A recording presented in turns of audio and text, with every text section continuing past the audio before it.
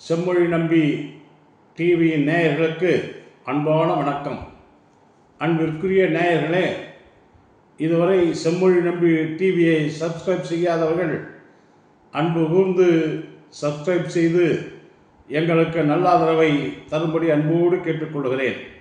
அருமைக்குரிய நேயர்களே, நம்முடைய அண்ணாமலை அவர்கள் வானளாவ கனவு கண்டு பேராசையின் விளைவாக எப்படியாவது பிஜேபி தமிழ்நாட்டில் வந்துவிட வேண்டும், நாம் முதலமைச்சராக முடிசூட்டிக் கொள்ள வேண்டும் என்ற எண்ணத்தின் அடிப்படையில் அவர் அமித்ஷாவிடம் போய் அவருடைய காலிலே விழுந்து ஈடியை அனுப்பி தமிழ்நாட்டிலே பிரச்சனை செய்து விளம்பரப்படுத்தி திமுக ஆட்சிக்கு இருக்கின்ற நற்பெயரை கெட்ட பெயராக்க வேண்டும் என்று ஒரு மனப்பால் குடித்ததின் விளைவாகத்தான் இடி என்கின்ற ஒரு டிபார்ட்மெண்ட்டை, அந்த இடி எப்படிப்பட்ட டிபார்ட்மெண்ட், அது மத்திய அரசுடைய தொங்கு சிலையாக இருந்து கொண்டிருக்கிறது.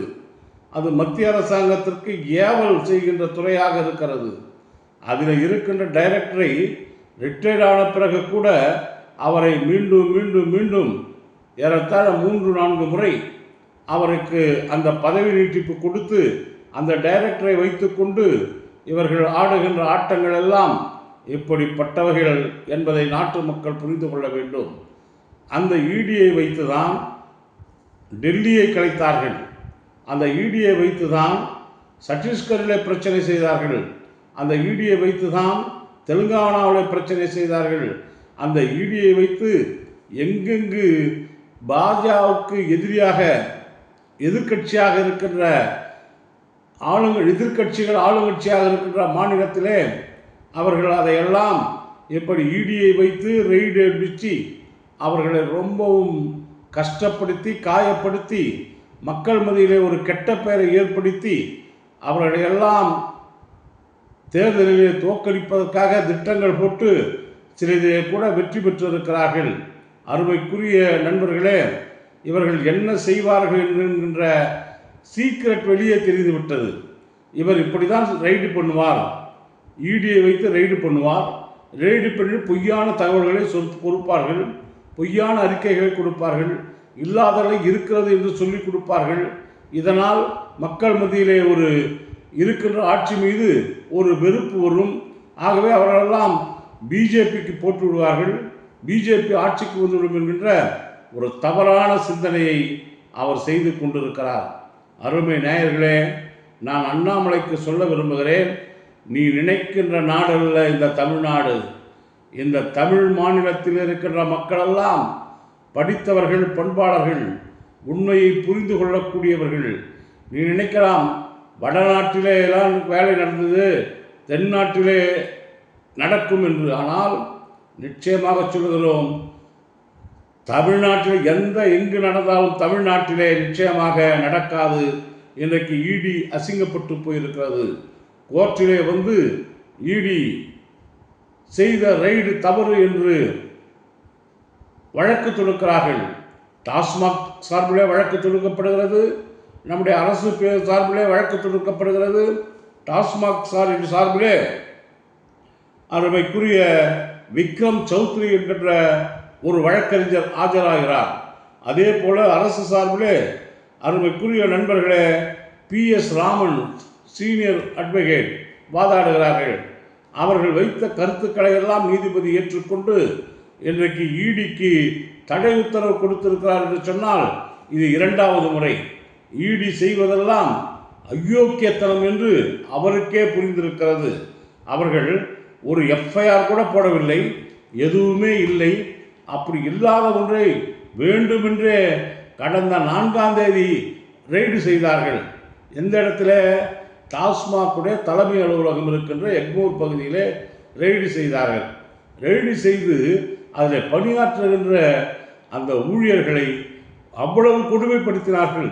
அவர்கள் வீட்டுக்கு போகாமல் அடைத்து வைத்து பெண் ஊழியரை கூட அவருடைய செல்போனை எல்லாம் பறித்து கொண்டு அது என்ன இது என்ன என்று அவர்களை மிரட்டி மிரட்டி அவர்களை ஒரு 11 மணிக்கு பிறகு அவர்களை நேரம் கடக்க அதற்கு பிறகு வீட்டிற்கு அனுப்பிவிட்டு அதுவும் மறுநாள் 8 மணிக்கு நீங்கள் வர வேண்டும் என்று அவர்கள் உத்தரவை அவர்கள் வாய்மொழியாக போட்டு அதற்கப்புறமும் வைத்து ஏறத்தாழ நண்பர்களே 60 மணி நேரம் அரசு ஊழியர்கள் அந்த டாஸ்மாக் ஊழியர்களை அந்த அளவிற்கு தொல்லை கொடுத்தார்கள்.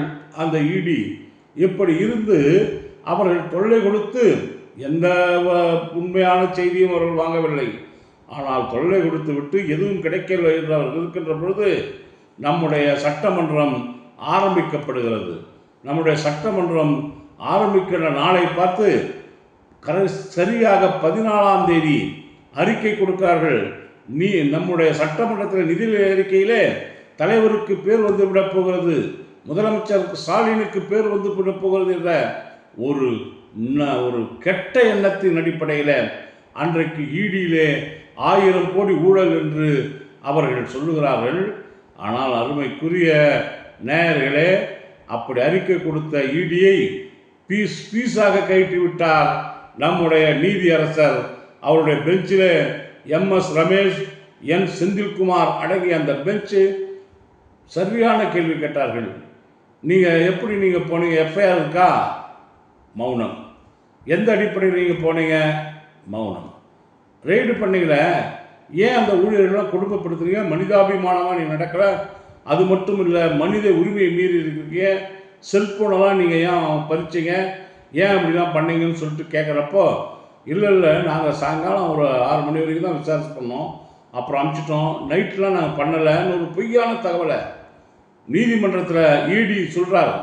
அவருடைய வழக்கறிஞர் மிஸ்டர் சுந்தரேசன் சொல்கிறார், எதுவும் பண்ணலாம் அனுப்பிச்சிட்டோம்னு சொல்லிட்டு சொல்கிறார். ஆனால் அவர்கள் புரிந்து கொண்டார்கள், நீதியரசர்கள், அது பத்திரிகை செய்தியே நிறைய வந்திருக்குது, நீங்கள் எத்திமதிக்கு வச்சுருந்தீங்க, என்னென்ன பண்ணீங்கன்றது வந்திருக்குது சரின்னு சொல்லி அதுக்கப்புறம் 24ஆம் தேதி நீங்களாம் ஆஜராகணும்.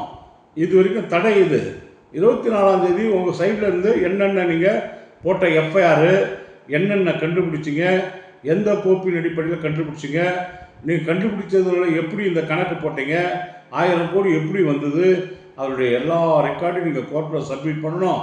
அதே போல் இவர்கள் டாஸ்மாகுடைய வழக்கறிஞரை பார்த்து நீங்கள் உங்களுடைய அந்த சிசிடிவி கேமராவிலே பதிவாயிருப்பதை நீங்கள் கொண்டு வந்து கொடுக்க வேண்டும் என்று சொல்லியிருக்கிறார்கள்.